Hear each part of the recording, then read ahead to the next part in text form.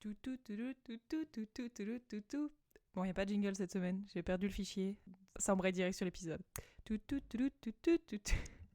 Alors, dans l'épisode d'aujourd'hui, nous allons parler de growth marketing. On va revenir sur le terme anglais dans quelques instants, mais en fait, c'est un épisode qui est hyper important. J'insiste parce que c'est un épisode qui n'est pas très technique, mais qui est vraiment plus dans la philosophie de comment vous devez concevoir votre activité, comment vous devez concevoir la manière dont vous gérez votre entreprise. Emeline, est-ce que growth marketing, ça te parle ? Alors oui, parce que nous, dans notre métier, il y a de plus en plus de growth marketeurs, de growth hackers, et peut-être qu'il y a plein de nos auditeurs qui nous disent « Bon, c'est un peu de la poudre aux yeux, c'est de la merde, moi je reste avec mon marketeur, mon gars de la com, et puis c'est bien. » Alors non, c'est essentiel aujourd'hui, dans chaque entreprise, d'avoir un growth marketeur. Pourquoi ? Parce que, en fait, votre croissance, elle va être multipliée, et vous allez voir, vous allez faire des avancées de malade, tout simplement parce que le growth marketing, c'est... Le growth marketing, c'est une approche structurée et scientifique de la croissance. Et là, vous allez me dire, ouais, encore un buzzword à la con des Anglais. Moi, je fais de la croissance toute la journée. Moi, ce que je vous invite à faire, c'est, si vous ne me croyez pas, vous prenez un tout petit instant pour regarder les boîtes dans lesquelles vous êtes, autour de vous. Et en fait, vous allez vous rendre compte que très souvent, la logique qui prime, c'est pas la croissance, c'est faire mon petit job, ma petite feuille de mission, sans s'interroger sur réellement, en fait, ça fait de la croissance à la fin. Est-ce que réellement, le travail que ma collègue du marketing a fait aujourd'hui, elle permet d'avoir plus de croissance, donc plus d'utilisateurs, des utilisateurs qui payent plus cher ou qui restent plus longtemps. Fondamentalement, c'est ça la croissance, hein, grosso modo. On pourrait dire il y a les coûts en moins. Ok, bref, on va pas rentrer dans le détail. Et en fait, ce job de growth marketing, il est fondamental, il est essentiel qu'il y ait des mercenaires, moi c'est comme ça que j'appelle ça, qui toute la journée se posent la question comment je fais plus de blé, comment je fais plus de blé, comment je fais plus de blé, et qui vont faire chier tous les autres secteurs de la boîte pour les aider à faire plus de cash. Ça peut être plus de cash. Je vois tout le monde qui est en mode oui, mais moi je fais pas ça pour l'argent. Le cash, c'est une des métriques. Ça revient. Alors, on a fait un excellent épisode, enfin, je le trouve excellent très personnellement, sur la North Star Metrics. Alors, c'est peut-être pas plus de cash, mais c'est peut-être plus d'utilisateurs, plus de colis envoyés, plus de feedback, plus de tout ce que vous voulez. Mais plus, on est dans un mindset où on veut plus, et c'est vrai que souvent dans une entreprise, souvent dans des entreprises qui sont établies 5, 6, 10 ans, on perd ce mindset de growth et on reste juste dans une routine. Et là, en fait, le growth marketing, c'est hyper inconfortable parce que qu'est-ce que vous allez faire ? Vous prenez votre ego, vous l'abandonnez. En fait, c'est vraiment ça, t'as tout dit. Pour être un bon growth marketer, vous prenez votre ego et vous lui chiez dessus. Et dès que vous avez un truc en mode je pense que c'est pas bien qu'on fasse ça ou ça sert à rien parce que je sais que j'ai raison, vous mettez une petite croix sur la main, puis à la fin de la journée vous mettez des baffes. Pour une baffe par croix en fait. Parce que vraiment, ça c'est le mur. Vous allez dans le mur quand vous avez cet état d'esprit. Et tu l'as dit très justement, la philosophie du growth, ça repose sur deux choses. C'est accepter de tout challenger, de tout remettre en question. Ça veut pas dire qu'il faut le faire tous les jours, tout le temps, systématiquement. Mais il faut dire qu'il faut accepter qu'il n'y ait pas de dogme, qu'on puisse tout questionner. Et puis il faut accepter d'avoir tort, il faut accepter de tester. Alors là, je vais mettre juste un petit bémol, parce qu'on s'emballe, on parle de growth, on parle de tout tester, tout remettre en question. Oui, mais il faut remettre ça en question avec un process et de manière scientifique. Ça ne veut pas dire que tous les matins vous vous levez, vous allez révolutionner votre boîte. Non. C'est-à-dire que vous allez vous mettre un time frame, un horizon de temps, et vous dire pendant un mois, on va travailler sur un cycle du funnel. Si vous écoutez notre podcast depuis assez longtemps, il y a ce fameux funnel AARRR qui, là en fait, ok, comment est-ce que je vais maximiser l'acquisition de mes utilisateurs ? Comment je vais maximiser le referral ? Avec qui je vais travailler ? Est-ce que je vais créer une task force ? Comment est-ce que je vais la mesurer ? Et en fait, il faut juste choisir une métrique, un stage de ce funnel, et vous allez le poncer à mort. Puis quand c'est fait, vous allez passer au suivant, etc., etc. Et surtout, vous n'avez pas besoin d'être une grosse boîte. J'en parle comme si en fait c'était obligatoire qu'on ait une team de 10 personnes, grosse boîte CAC 40, PME, je sais pas quoi. Non. En fait, vous-même, vous pouvez juste vous dire, je me mets dans une mentalité de growth, de croissance.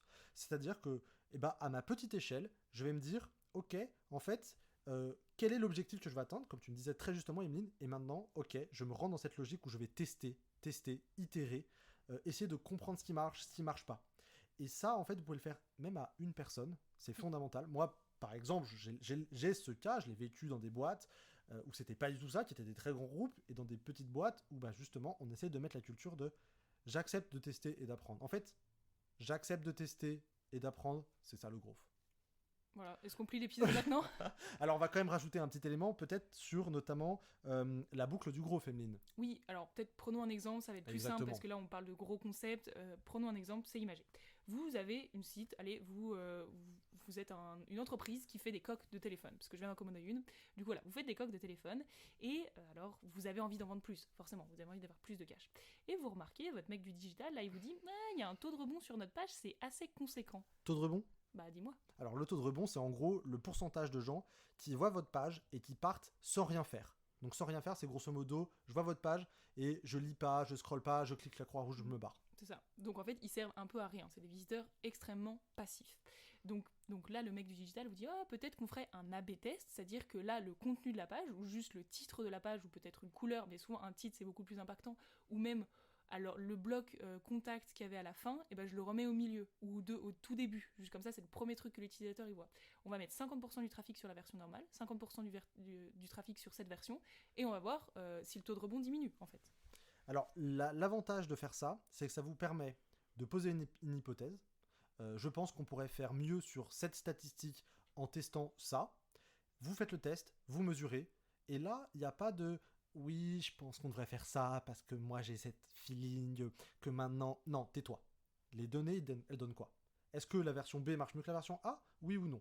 Et après, on dépassionne le débat, et c'est les chiffres qui dictent la marche à suivre. Et alors là, deux choses en découlent. Il est hyper important, quand vous faites du growth, d'avoir ce qu'on a... Enfin, juste de consigner vos résultats quelque part. De manière à ce que, vous en gardiez une trace, et de manière à ce que si dans 2 mois, on vous demande « Ah, est-ce que ça a vraiment fait une différence ?» vous pouvez dire à la personne « Oui, ça a fait plus 60%, de mettons début mars à fin mars 2021, il s'est passé ça. » Et parce qu'à un moment aussi, vous allez prendre la grosse tête, parce que c'est normal, moi ça m'est arrivé aussi. Vous êtes growth marketer, tous vos A/B tests fonctionnent. Vous avez pulvérisé votre acquisition de clients, et peut-être qu'un mec il va vous dire « Et si on faisait ça ?» Et vous allez dire « Non, c'est moi le mec du growth. » Alors là, vous êtes en train de vous trahir.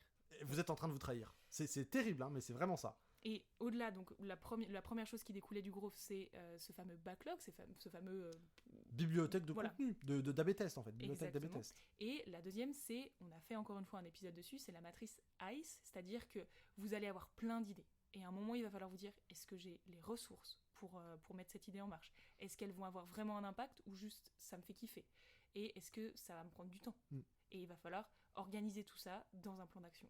Et encore une fois, je me calme un peu, je redescends en BPM et je me dis, mais oui, on peut tout à fait comprendre que quand on est dans un tout petit business, on n'a pas le temps de tout tester, tout le temps, tous les jours. C'est pas le sujet. Le but de cet épisode, c'est de vous donner la philosophie de j'accepte de tester. Et peut-être que je vais tester juste un seul truc parce que j'ai pas le temps, parce que j'ai pas beaucoup de trafic, j'ai moins de moyens, j'ai moins de connaissances. C'est ok. C'est ok. Mais juste accepter de le faire et de... Je suis énervé contre les dogmes en fait. Oui, et alors... Là, le but, c'est que si un jour un mec vous dit « Ouais, je suis growth marketer », vous lui dites pas « Oui, tu travailles dans une start-up parisienne et tu te branles ». Non. Et à l'inverse, vous avez peut-être des gens qui ont un mindset growth dans votre boîte et qui le savent pas. C'est juste que c'est cette personne, ce collègue qui à chaque fois dit « Est-ce qu'on pourrait faire ci ? J'ai lu un article pire intéressant sur ça. » Voilà. Alors, le growth va forcément de pair avec une hygiène d'apprentissage, c'est-à-dire que des fois, vos idées, elles viennent pas de vous-même. Voilà. C'est normal. Faut accepter. C'est pas grave. Il y a plein de gens qui ont des backlogs, qui les rendent publics. Donc, inspirez-vous des meilleurs, vraiment. Et nous, on n'est pas trop Startup Nation, comme on a pu en parler dans un autre épisode, alors qu'on utilise des termes qui font référence, malheureusement, parce que l'anglais est quand même une langue pratique au-delà de tout, parce qu'elle synthétise, elle est concise, bref, c'est pas le sujet. Mais ce qu'on veut dire par là, c'est que en gros, il y a des mecs peut-être autour de vous qui sont en mode tout le temps « Ah, j'aimerais bien qu'on teste ça ». Et la pire réponse que vous pouvez leur faire, c'est « Non, pas besoin de tester, on a toujours fait comme ça marche ». C'est ça, parce que vous allez étouffer des bonnes idées, et 2, quand vous allez recruter des nouvelles personnes, vous allez en fait leur transmettre ce mindset de stagnation. Exactement. Et là, c'est pire, vous vous tirez une balle dans le pied. Et j'aimerais terminer sur un autre truc, c'est vous pouvez faire du growth marketing et c'est très bien, et la meilleure façon de le faire, et moi je suis en train personnellement de faire ça dans ma boîte, c'est de mettre des process, et ça marche de ouf. C'est si vous trouvez un truc qui marche, faites-le à chaque fois, et c'est-à-dire que ok, il y a un A/B test qui marche à chaque fois, et répliquez-le le plus possible. Donc moi ça marche parce que je suis dans une agence, peut-être que si j'avais des coques, je ne passerais pas, mais imaginez, vous sortez un nouveau produit, et si ça roule, il y a un process, à chaque fois qu'on sort un nouveau produit, on A/B test sur la page, la description, les commentaires clients, le prix de la livraison, est-ce que tu l'inclus avant, après, tout ça, et tu te dis, là il y a 10 A/B tests, un mois chaque A/B test, plus ou moins, après ça dépend des data que tu as, et je sais que tous mes produits vont être optimisés comme ça. Alors, tu parles de process, on va terminer par un tout petit bout de théorie, je vais juste résumer ce qu'on a un peu dit tout le long de l'épisode, mais c'est cette fameuse boucle du growth. Pour synthétiser en 1 minute, En gros, vous commencez par émettre une hypothèse. Je pense que j'aimerais changer tel élément de réussite, de client, de commande, de métriques, etc. Je bâtis une expérience pour valider ou non cette hypothèse, pour la challenger. Je run un test, donc je fais courir un test, donc grosso modo, je fais un A/B test. Et puis, à la fin, je regarde les résultats. Est-ce que mon test est concluant ou non? Et puis, en fonction des résultats, 1, j'apprends, et 2, je réitère. Peut-être que je vais tester, j'ai commencé par tester la description, et bah ça n'a pas marché, ok, j'apprends.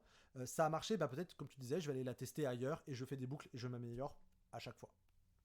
Alors, si je devais terminer, grosso modo, s'il y a un truc à retenir, c'est qu'en faisant des A/B tests, moi je suis intimement persuadé que sur le long terme, vous êtes gagnant. Parce que c'est pas parce que ça échoue 20 fois qu'à la 21e, vous n'allez pas réussir.